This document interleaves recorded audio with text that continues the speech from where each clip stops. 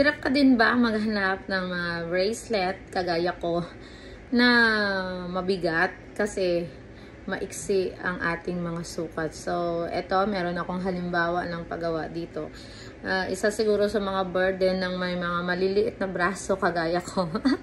Actually, ako sa edad kong to, ang bracelet na kasya sa akin is 6 inches lang. So, ito ay kagandahan ng mga paggawa natin kasi pag nagpapagawa tayo is pwede nating i-request yung design natin at yung sukat na gusto natin. So, ito ay isa sa mga sample ng bracelet na paggawa natin.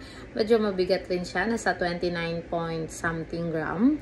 Then, ang sukat niya lang is nasa 6 3/4 lang. So, ayan, alam niyo na sa mga naghahanap dyan ng mabigat na item at wala kayong makita sa market, pwede po kayong magpagawa. So, you can PM us your design and also yung size. Yun yung i-assure natin na kahit papano is dapat makuha yung size natin, kaya nga tayo nagpapagawa. Kasi minsan hirap talaga tayo maghanap ng saktong size sa gusto natin.